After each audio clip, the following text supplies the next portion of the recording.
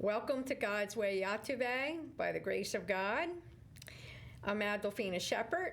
This is my co-host, Thomas Knights Templar. Good evening, everyone. Welcome to the show. I thought you forgot who you were. Yeah. I stumbled on that a little bit. Well, we haven't been in the studio very much this year. That's very true. What was it, 8 months? Right? Yeah, too long. Yeah, it was. Too long. So we're even the help here, the studio was closed down. I know. So everybody could be a little rusty, I might even say, Just a little No, bit. just a little bit. Just a little bit. Well, folks, tonight we're going to be talking about our beloved pets and when they cross over, and how to deal with that and so forth and so on. Tommy wanted to talk about this, so here we go. I'll let you lead off. Losing your pets, especially when they've lived a long time. You've had them 10 years, 14 years, 16 years. And I had one dog that was 19. When they pass, there's that void in your heart because it's a child of yours, regardless whether, a human, it's a child. You've taken care of it, you nurtured it. And the one difference with that dog or cat or whatever you have is that animal gave you back 100% pure Unconditional love. Unconditional love. Thanks, get it out.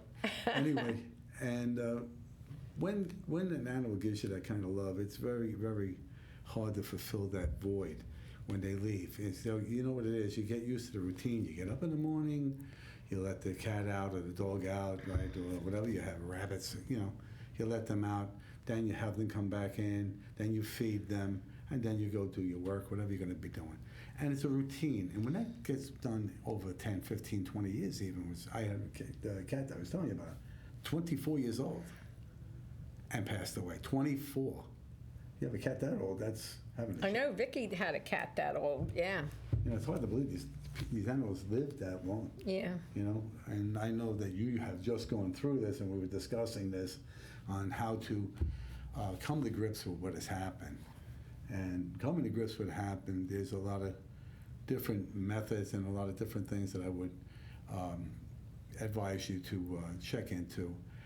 Understand that when the animal passes, just like when a human passes, the only thing you lose is the physicality. You don't have the presence there. However, they are there immediately in the spirit form. So take that into heart. You know that they never leave us. They never leave us. Tell them about what happened with Ariel. See, I told him he wants to make me cry on air because, that's what his goal is here. I had a beloved pet, Ariel, and I had to put him down, and it was horrid because Terrible. he was my constant companion. He kind of brought me back after my husband's cross because he would cry till I got up in the morning to make him scrambled eggs. He actually got me cooking again for a cat because I didn't cook for a year. That animal didn't do that to take you out of the doldrums of losing your husband? Oh, I'm sure he did. Absolutely. He had a purpose and he had a mission there. And that was his purpose and mission. And he did a great job.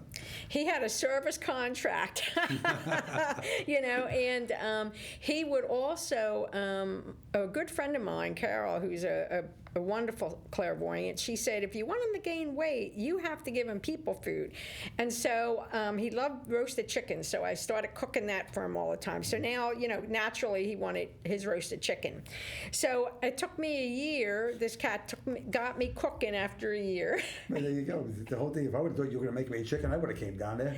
And it was really sad because he had been, he was tiny. And when I first rescued him, I thought he was a kitten. And he was a tiny, tiny, tiny. And He's like a little dwarf cat. Yeah, I know. I mean, he looked like a kitten. He was that tiny. And I took him to the vet when I first rescued him. And they said, how old did you say this cat is? I said, I don't know, 4 to 6 months old. They said, no. 6 years old. This cat, by its teeth, is 5 to 7 years old. And I was shocked, totally shocked. And here he had a hard life. He was malnourished. He was starved. He didn't even grow right. Was he a feral and somebody took him in? I don't know. He was loving, so he must have had people contact. But anyway, once he got food, he grew this way and taller And am I allowed to say he grew testicles? Because he did. He grew tusticles. Yeah. Like the elephant's tusk. Testicle. Okay. Now you got me on it. But so we thought he was a girl, and then he grew the testicles. But anyway, so now he's a boy with a girl's name. But and literally he was on his way to get a blood transfusion the day after he was the next day he was going to have a blood transfusion because his red count was so low. We were discussing back and forth. Yeah. Whether it would have been a good idea. It would have probably prolonged his life a bit, but you have to take into consideration the quality of life that the animal's going to have, or what consequences it might come. And don't forget the incredible expenses if you don't have insurance on the cat or dog or whatever you have. All right. I found that out when my puppy, one of my pups, broke a bone in his arm. And that whole thing was $4,500. Well, you know, the thing is, he apparently had a stroke, and because his little paws were flopping, and then by the time I got him to the emergency room, you know, I put him on the ground and was giving him some love and so forth while the vet was out of the room, and he really couldn't walk, and I said, there's no coming back from this, and it broke my heart to have to do it. Once a cat is not coordinated. No, that's what they said, that his done deal. Yeah, but the good news is, I mean, I cried like a baby, and they were telling me, calm down, you know, and it wasn't that easy, because I love this little guy. And anyway, so the fabulous thing is, as soon as he was gone, which took about 30 seconds, I felt him jump on my shoulder. Wanted to be with mommy. When I lost my Bichon, I mean, nobody expects to lose a dog at 3 years old, and she was just so good, so loving. She would sit in the front of the house in the foyer, looking outside in the street, waiting for me to come home, and just sit there and be so happy. Sit there with the kids. I got pictures with the kids, and then when that happened, it was awful. It was awful. 3 years old, you know, and. I was really broken up about it, and I didn't know what to do, which way to turn. And that's when I told you about that lady online. Yeah, I tried to reach out to her, but with she has a group. You can sign up into the group. Well, I mean, being a metaphysician and a healer, you know, I have let me say, a whole suitcase full of tools and to use, and it's just a question of remembering to use them. And it's when you're distraught, it's really kind of hard to remember that at the time. You're 100% involved. Yeah. You know, it's one thing to be like me, a Monday morning quarterback, watching your situation. Yeah. You know, and clearly hearing what the cat was saying. Yeah. So the cat was going to stay for you. Yeah, I know, and that was sad, because I called Tommy. I'm sobbing my eyes out. I'm saying, can you channel Ariel? Because I'm just so upset. And what did you say? You said, I think he said something like, the cat will stay. The cat will stay for you. You know, I mean, look at the way you would have had to carry the cat out to a litter box. You would have had to hold it. The cat would have to be in your arms practically all the time you're home, because you have to stay there and make sure he's okay and protect him. Yeah, so he, you know, I couldn't see him being an invalid like that, but it really thrilled me that he jumped right on my shoulder. And I had a recent soul retrieval type portrait done, where they take you and the clairvoyant, that's the artist, they look and see what's going on in your life. And he was on my shoulder, and it was already painted. He wasn't there, and then suddenly he's on my shoulder. A lot of times, especially in a painting, you will see that. You will see things that were not there when you first looked at the painting show up there as your growth in spirituality draws these energies, and they'll put themselves into the painting, so you'll know that your loved ones are there. And you'll know that in your case, there's Jesus, Kuan Yin, because she got everybody in that picture. You know? Well, what was really interesting, Tommy, was that I walked in the house and the other cats knew. They didn't even They didn't need me to say anything. And they didn't want to go out. They hung around me, all of them. They all slept with me.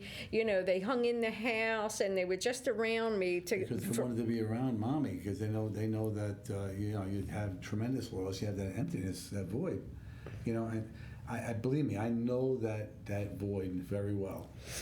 I mean, about 8 years ago when my Jack Russell passed away, at the same time that all of this went on, I lost my brother, I lost my best friend, and I lost my Jack Russell. He was only 11, and they usually live 16 to 19 years. Wow. And I lost him, and my wife thought I was going to go nuts. Well, you lost these family members and your best friend and the dog. And the dog. And let me tell you something. She called up the doctor. They thought I was going to snap and kill somebody. You know, because I was on edge. Well, that's a big loss all at one time. It was. I got past it. You know, God helped me. You know, I asked for help, and of course, I had my spiritual friends that came to the rescue and helped me get through this.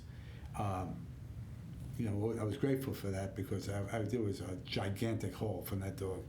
He, in comparison to my Jack Russell now, he had a very, very unique personality. He was aggressive, I can tell you that much. He was aggressive. However, he was a good dog. He was sweet, and what I loved about him, boy, would he spite my wife.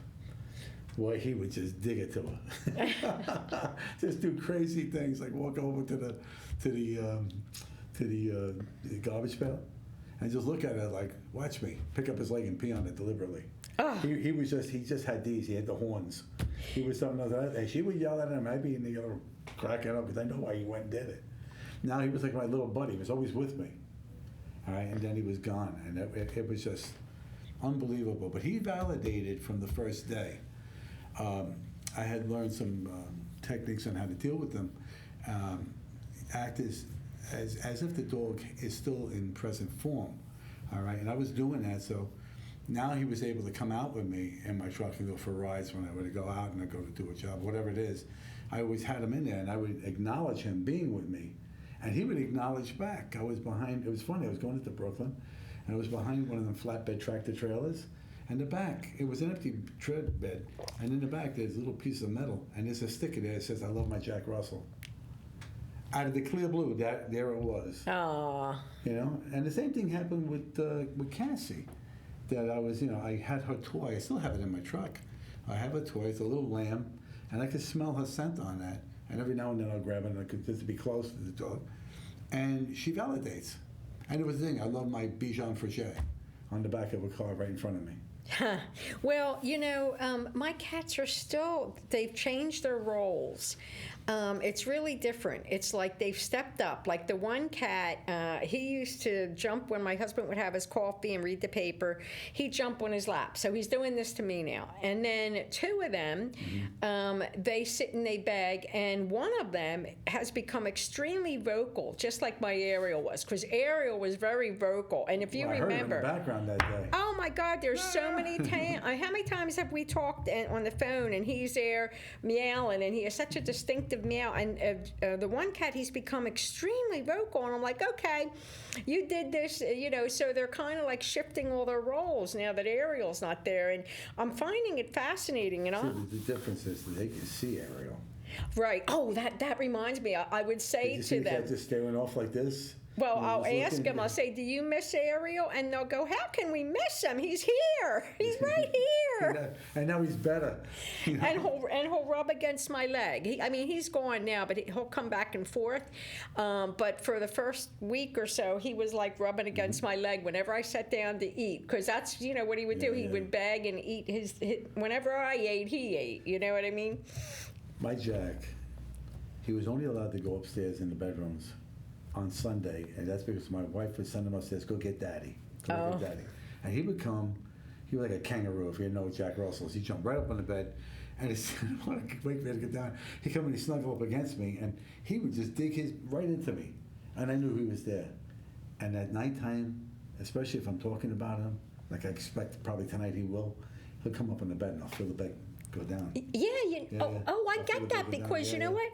When my Tippy crossed, she was a pretty heavy cat, and she a pretty big cat. And after she crossed, I would feel the bed. I'd feel You a feel the cat jump pressure on of the the bed, bed, and then I'd feel warmth next to me, and I'd be petting the cat, and I'd wake up and realize, okay, the kitty cat, I can't see him, but I can feel him. He's there. He's there. That's why. That's what that particular woman I told you to find out online. She had a help group for people who go through this, and that really helped me a great deal because I was this close to just losing it, and that helped me get through it. And always know that they're with you. They don't leave you. And if you have their things, their toys and stuff like that, you know, hang on to some of them because they're going to come back in spirit form and play with them anyway. You know what I mean? It has their scent on it. Anytime that you want to feel close to your animal, you can take his blanket, or you can take his little roly-poly ball that he played with, or his little nya toy that makes those noises, the squeaky noises. You can smell your animal on that toy, and that draws them right back into your heart because you never lose the connection from here to there. And whether or not, you know, the Rainbow Bridge and all of that, and she knows I do it, same thing. She does the same thing too. We're driving along, there's a dead animal on the street. Father, place that animal on my property, so when I get up there, I'll take care of them all. And he puts them there, right? Oh, yeah. How many times have you done it? Oh, yeah. I mean, ever since I was a kid, I'd say, please, Father, take that little being soul home. You know what I mean? And I always got hear, squirrels, everybody did. I got raccoons, I got a whole system of possums, you know. Yeah. But, and you know what, and another thing I would for our viewers that live in either Staten Island or New Jersey or even Long Island, where there's a lot of large deer population, remember they don't have any natural predators, so they're not afraid of mankind, all right? And that there is not a good thing, okay? Because their lack of fear puts them in harm's way, crossing highways, doing things like that. They have no fear of man. And please do not deliberately try to hit an animal. That is a very vile and vicious thing, and I'll tell you right now, God is watching. And if you do that, you will pay a price for that one. You know, that's one of the things people don't realize. See, they just think, a lot of people think that animals are not sentient beings, but they are. I was waiting for you to say that word. Yeah. Yeah, I was waiting for you to say that. And, you know, they are God's animals and children, and they have souls. They certainly do. And so, you know, when, like, you're killing, if you try to run over an animal just for fun. It's an act of murder. Yeah, it is. It's an act of murder. It's an act of murder. You know, and not only that, you got to be some kind of vile, despicable human being to do something like that. I mean, you better hope I never witness it because I will run you down, and then we'll see what happens after that. Oh, Tommy, you don't want them to run them down, but you'll run them down. I'll run them down. No, it's that's a cruel thing, and that just doesn't happen. I mean, people have to wake up to this, and this brings us to another topic with, you know, eating animals. Now, you know, I still eat protein because my body needs it, but you know what? I pray that the simulators come out soon because they can make anything. Kind of like I think the 3D printers are the very base model type thing. I think that the 3D printers are the prerequisite to what you would just The say. simulators. Oh, no, we have them because I can see them in my mind that they're using them in some places. They're there. They're just not out to the general public. Wouldn't it be wonderful? You could have a plant-based diet that actually has the protein and meat and tastes like a steak or whatever. We spoke about that. We don't have the teeth to be meat eaters. We have teeth to be vegetable eaters. Carnivores. And the intestines, too. Yeah, we have grinders. We don't have fang teeth and canines like that. We have canines in the front, but they're very small. Yeah, well, I know that carnivore animals are their intestines are short, and Because they animals gotta that eat process all the vegetables meat, are get it very right out. long. Yeah. So so that would be a blessing. But you have to realize that the animals are sentient beings, and I mean, everybody. My cats are so loving. The vet actually told me, he says, these are the nicest cats. He says, it's a pleasure. They don't give you a hard time. That's No, I mean, they let them clip their nails, do anything that they need to. Yeah. In fact, it was very nice that the vet called me, the regular vet, and he just wanted to talk to me about it because he was very fond of Ariel. And he said, do you want me to come over and see some of the other cats? And because we had an appointment that day, but Ariel had crossed. So I said, well, no, I made another appointment, and I had canceled that appointment. But it was very sweet of him because he has cats of his own, so he loves cats. Well, that's the whole thing. I grew up with cats and dogs together. And right now, my daughter and my son are very allergic to cat. All right? And I'm probably, well, the Bichon doesn't, he's a Bichon toy poodle. So he doesn't have that kind of dander. That same fur. The Jack Russell, though, But anyway, I had the cats all along, and we did get a cat once, but we weren't able to keep it. My daughter was just going off the deep end with it. So I found a good home for his name. His name was Waffles. Waffle. I didn't name him. My son. I like that. Waffle. What color was he? He was a gray tiger stripe. He was so cute, and he had the M over here on the forehead. The lines. He was really cute. I look forward to having that cat, for a long time. And I like them because for me, when a cat jumps up on you or he sleeps with you, as soon as he starts that, I'm out. Yeah, and it's known to be healing. Yeah. I mean, the cats. I am out. Yeah, the cats are healers for sure. Well, eventually it was determined that Ariel was about 14 years old, and so anyway, he was not well. I mean, he had like a good 2-3 years where he was really healthy and everything, but I think his upbringing, where he was so starved and everything and malnourished, that he had underlying things that they really never figure out. Underlying maladies because he wasn't getting the nutrients he needed at that time. Yeah, from the time he was a baby. It's like, how many times you see these things, and you see these children, they're 4 years old, and they look like they're like 2. And they only weigh like maybe, 20 pounds, 22 pounds, maybe. Well, and they're supposed to be 40-something, Yeah, well, I remember there was a story with 3 brothers that were fostered somewhere, and they fed him raw pancake batter. Oof. And yet they fed their other children regular. So like I think when they were rescued, he was like 14 or something, and he looked like a 8-year-old. Yeah, I remember that They were ravaging in the trash, and then that's when they got found out. Yeah, and then the 3 brothers were They were taken away by the government and placed in good foster homes or whatever. And the eldest one actually had some mental damage because he was nourished all those years. But he did grow big. He did grow big, just like Ariel, and grow up to be like looking normal. And the other brothers grew, and they became normal too. Oh yeah, they got rescued in time. Yeah, they got rescued in time. Yeah. Listen, abuse of animals, abuse of children, anything you put that abuse word in front of, I don't like it. I don't like it one bit. Don't ever let me see it. Don't ever let me see it. I might be godly, but I will. Oh yeah, sometimes you have to step in to protect the underdog, to the weak, the frail. It's our duty, really. And I can't help myself if somebody does something that I see, or I understand where you're coming from with that. I do. That's a horrible thing. A horrible thing. Right on my block, it happened. Thank God that the dog. Believe me, I thought this dog was dead. The owner the dog was loose, and it's a spaniel, and it's overweight. It's not older dog, but I would say about maybe 7-8 years old. And the guy was behind it, and he was I stopped and I got out of my truck. He said, "You want me to get her?" And he just like blew me off. And then he starts going like this with his hands, scared the dog. The dog bolted into the street, and this guy had no chance to stop. And the dog went underneath the car and got spit out the back. And I witnessed that, and I'm over there like this. Oh no, you got to hear me.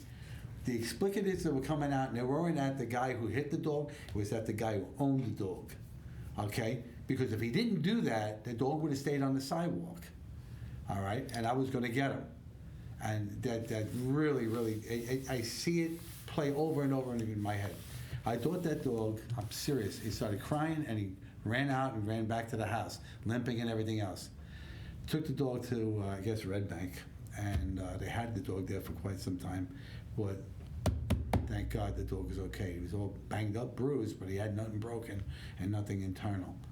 The car kind of like spit him out, But even with that being said, witnessing that horrible view stays in my mind. All right, and I tell you right now, don't take your dog out without being on a leash. I don't care how well trained that dog is.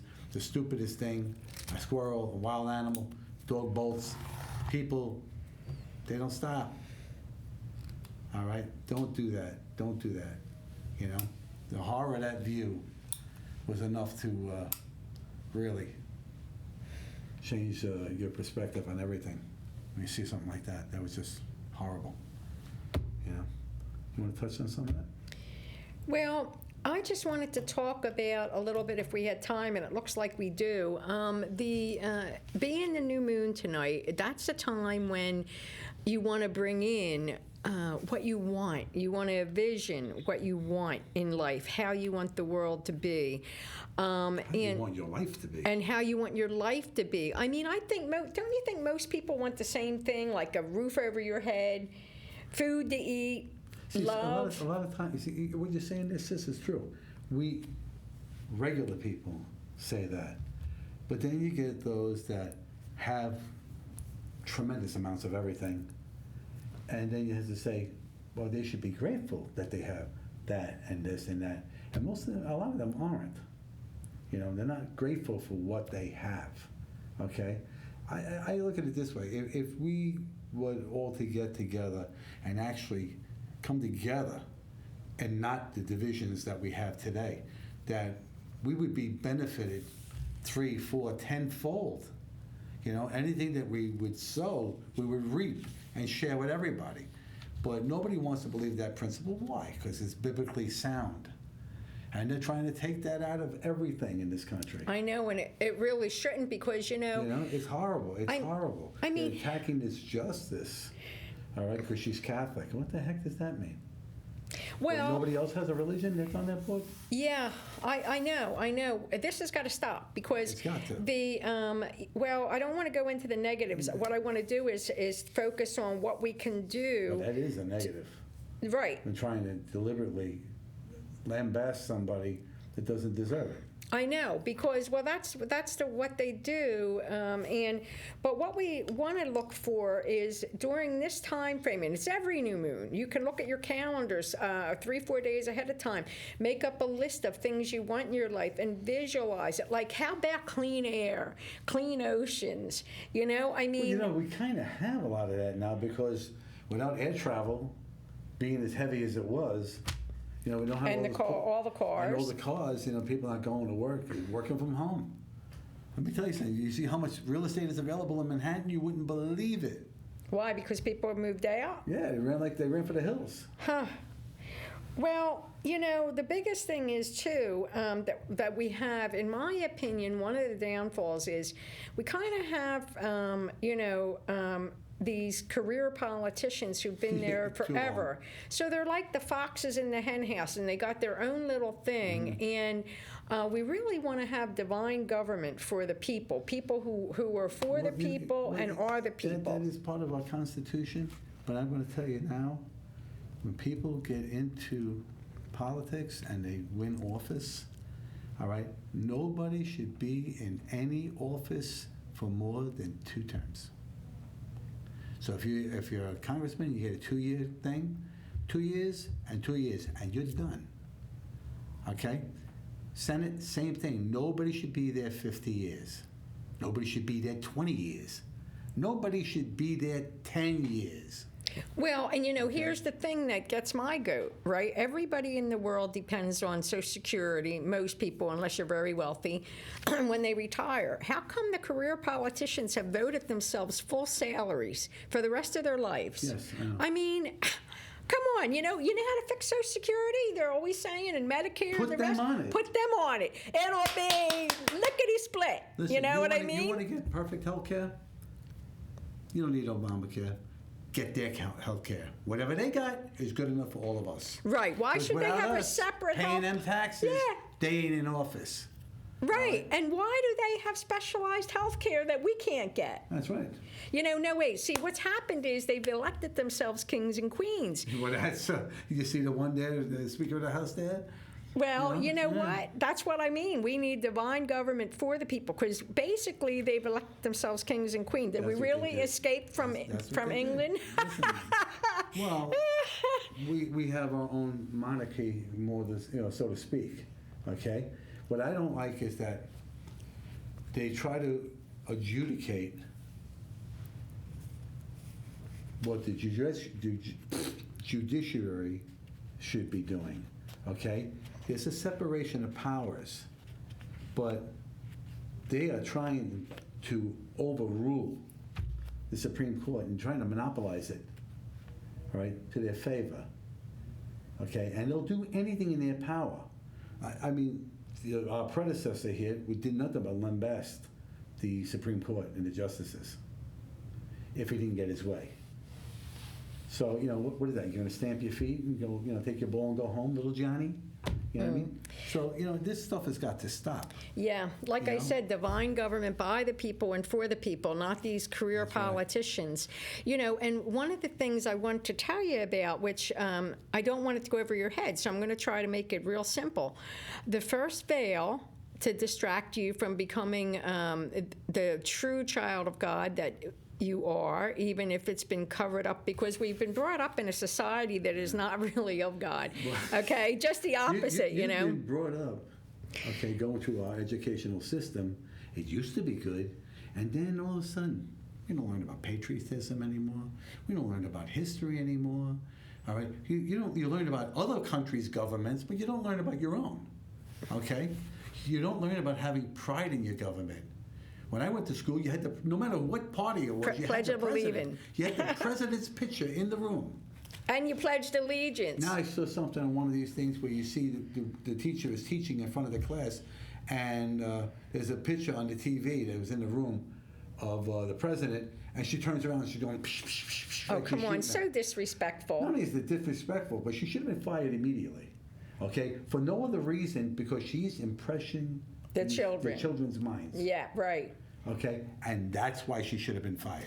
Well, with the election coming up, I want you to understand that this is just to distract you from other things that are really, really important right now. And it's called the first veil is politics. So what I want to do is envision that everything goes smoothly. I mean, since when did we become a country where we actually cause anarchy and riots and all kind of things by the president and so forth? I mean, did we ever? Because he's the first one that is not a politician in history.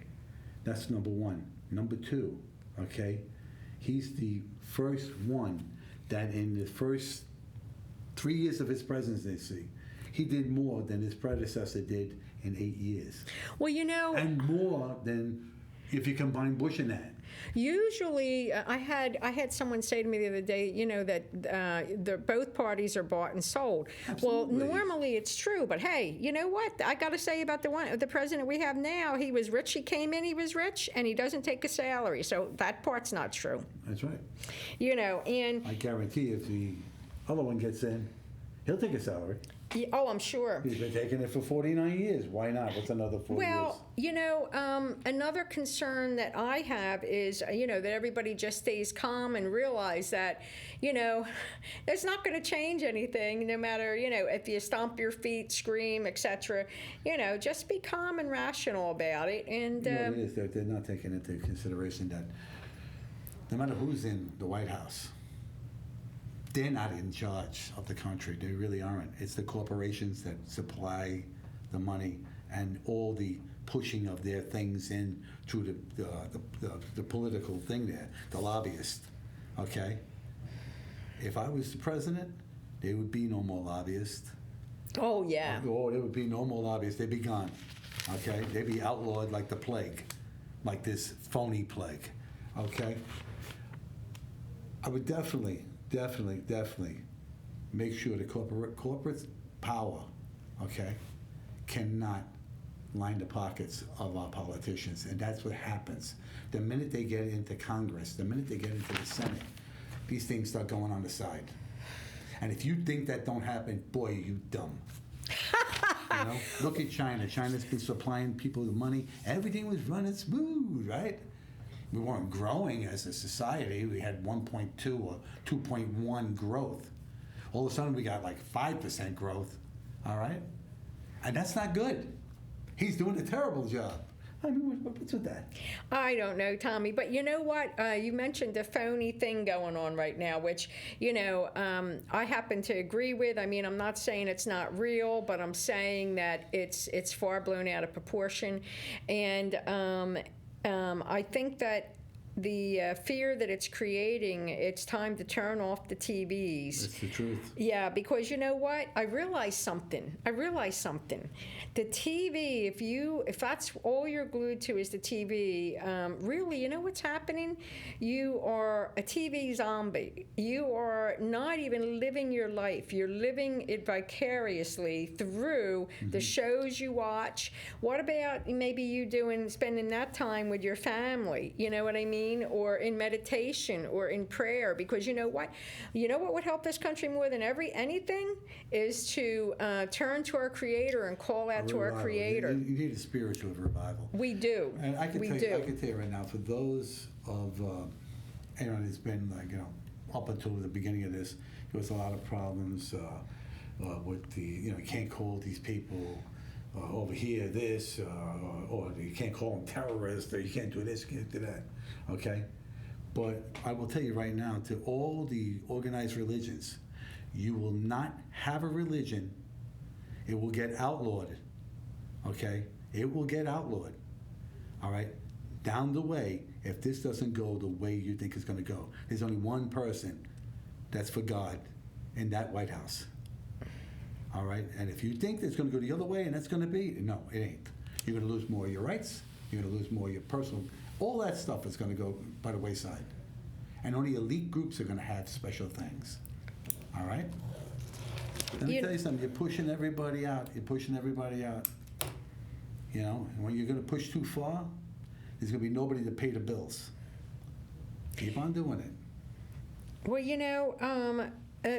we were on the phone the other day, and you said something that I had never thought of before, and it kind of blew me away.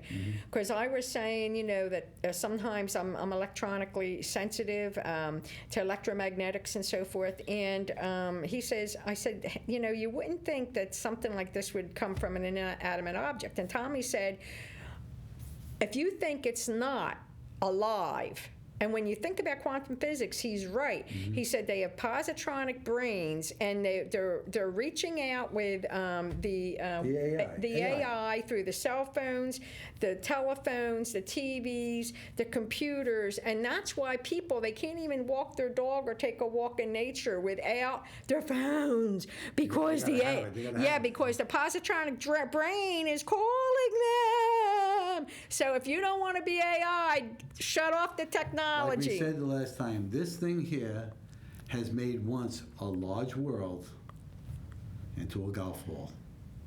I can talk to anybody, communicate with anybody around the world with this, okay? And if you think that's a good thing, it is not. Well, I like that if you're on it, that you can get information from around the brain, because around the world, because like I've learned that Germany has an association of doctors who are debunking all this thing going on. Same thing in Italy. Oh, and Italy and Spain. I mean, when you have an organization, the World Health Order, all right, which was founded by Bill Gates of all people, okay, telling you not to autopsy the bodies.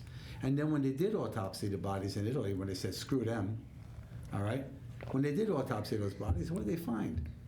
Yes, it's coronavirus, which has a cure, but it also has a clotting agent that clogs the blood, all right, clots the blood, okay? And when they found that they were giving them the medicine that, now they're saying it doesn't work, but it does, okay, hydrocortisone, all right? And the baby aspirin, they find that these people are recovering. They're recovering because the blood stays thin. And the clotting agent doesn't work, all right? But they want to scare the hell out of everybody, all right?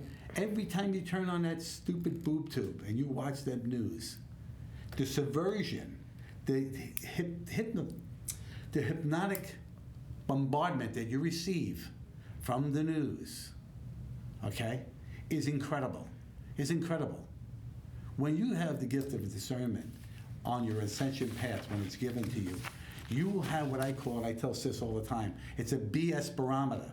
As soon as I hear the news, as soon as I hear these guys, and they put these, man, that is a crock. It all comes from Associated Press, all right, and for everybody. So it's a monopoly. It's a monopoly, all right? Don't believe any of that. It's garbage. It's all garbage, all right? You'll know the truth when you hear it, and that is not the truth, what you're hearing. Well, what we want to do is focus on our families, think about what you want to bring into your life and not what you do not want to bring into your life. Limit your computer time, your cell phone time, every technology, put it away. Because, get out in nature. Yeah, nature. Oh, right, Tommy, right. Get out in nature. You know what? You got that pet that you love so much, like I love my pets. I spend a lot of time with them. You know why? Because with them, they don't listen to the news. Why? They don't care. You know what I mean? And I don't care. I don't listen to that vile, disgusting stuff that comes on there. To degrade somebody because they're one sect or another sect, or degrade somebody because they have this type of belief or that type of belief. No, it's personal attacks. We never used to allow, or but the whole thing is that it's They ridiculous. don't pull these people out, so long as they're attacking the right side. I know, it's not right. No, it's I mean, not. they should not attack like that. That is totally wrong, in my opinion, and what can you do? But, we want to make sure that you understand what technology with the AI stuff going on, the positronic brain, what you're exposing yourself to. So be careful with this, very careful. When they saw that movie with Arnold Schwarzenegger, The Terminator, yeah. He had a positronic brain. If you think that doesn't exist, boy, I got a bridge to sell you. Let me tell you something. AI has been advanced so far that they have robotics that are going to create robots. That's how smart they are. And every time they create it, they're going to create it with a brain that's better than the one they're using in the next thing. And before you know it, they want to do this to do space exploration, sending them out rather than risk the lives of humans who are frail and can't do that kind of time. You might have to go 200 years to go to the nearest star or something like that, or to the nearest planet that's far away. Oh, that's just their excuse, Tommy. Well, whether it's their excuse or not, you send an automaton that could create more automatons. Okay. That's what the movie was all about. That's what Terminator's all about. Yeah, the machines. And if you think that's it's just a movie, it's entertainment, boy. No, you know what? See, the people who are the perpetrators of these things, they feel that if they tell you what they're going to do, that they don't reap bad karma. However, in my opinion, it's not true because people never put two and two together like that. So they're not negating bad karma. Says people just walk through this life. They get up in the morning, they do what they got to do with their families, they go to work, they do the job, they come home, they're miserable, they sit down, they have their dinner, they watch a little TV, and it's this routine. I know, they're on the gerbil wheel. Gerbil, we forget about it. It's like that little wheel. Mouse, Algernon, running through the maze. You get nowhere fast. And because they're so busy that they don't ever have time to think. You know what I mean? To just think. That's what happened to the breakdown of the family. Yeah. Families used to get together around the table, have dinner, have discussions. How was your day in school? What did you do? What are you learning? Blah, blah, blah. Get people were interested in it. Now it's just have dinner, right? They're on their iPads or their phones. And they Time don't to go to even bed. talk. Yeah, see, well, that's one of the things that people are spending more time together. It has brought the family closer, but it is distressing. I was out somewhere and with a friend, and there was a couple that came in, and they both had their phones, and they're sitting there, and he's on his phone, she's on her phone, looking at stuff, and I'm like, why do they go out on a date? And all they're doing is looking at their phone. I mean, isn't it absurd? And then they're looking over each other's shoulders. Who's she talking to? Who's he talking to? That's another guy, I mean, really. I know. We got to to stop that. Really, truly, learn how to relate to each other. Now you know why I'd rather deal with my dogs. Now you know why, because you're dealing with people, it's just out of their minds. See, it's my belief that really the very wealthy, and they have progressed to space travel, time travel. Now, you may think this is fiction, but I tell you it's not. And cloning, and all these things, they do this as routinely as you tell your children to go to bed. Okay, and so I think ahead of the probabilities. Think outside of the box, for crying out loud. Yeah. Think outside of the box. Sit there and be objective. If you watch the news, be objective. Listen to what they're saying and what they are not saying. What they are not saying. People just overlooking so much criminality, and you don't hear a peep of it on the news, but yet it's fact. It's already been proved. Okay, why are these people arrested? Why don't they go to jail? Right, because they bought why? 'Cause everybody. You're above the law. Yeah, if you're part of a certain elite group there, you're above the law. Not anymore, because you know what? Hey, let me put this You're out there sheriff one in more town. time. They were above the law, but now divine law from our Creator is Will coming prevail. forth, and it will prevail because it's already been won in the future. And having said that, let me just once again send out this information that if you are one of the perpetrators of these things, it's not too late to ask for forgiveness, because our Creator is love, and if you don't. Creator is love and forgiveness. Yes, and you know what? Think about this. Supposing after you watch the show, you don't do that, and he comes tonight, because none of us know when he's coming, and then you'd lose your soul. You wouldn't exist anymore. So I really... That's a good way to put it. Yeah. So, I mean... I'm hearing this song in my head, Dust in the Wind. Dust in the wind. Wow, you're gonna I mean, I know that that we came down here to experience duality for soul growth, and I know we came down to help people come out of duality, to work their way to know who they really are, a child of God, right. A divine child of God. They absolutely don't want them to come to the knowledge that they are a child of God. Yeah, I know. Okay? It doesn't matter what denomination you worship. It doesn't matter what color you are. Okay? That has been beaten into your head, okay, by the media. They're the ones putting the separations. Well, that's Okay. because they want to cause division so that people don't come together. Cause divisions. They want to cause as much chaos as they can. Right, Okay. because they know this is the last hurrah. That's and so that's why I beseech you once again, if that is you, it's not too late to ask for forgiveness to save your soul. That's right. Because, like I said... And connect to your angels. Yeah. They're your helpers through this life, to navigate through this life. And whether or not, you ascend to great heights or you just start the ascension process and stuff like that, as long as you're in that ascension process, you're sanctified. God knows you, God loves you, and God will keep you. Okay? If you're going to be these people who just want to continue with the hatred, I'm telling you, there's so much hatred out there, you can cut it with a knife. All right? They're going to continue it. They're going to reap what they sow. Believe me, big time. They're going to reap what they sow. Here's one of the things that I think that they don't understand. See, It's a consequence. Well, see, that's why they're fighting so hard. But I want them to understand that the law of one is so that everybody can spiritually prosper and physically prosper.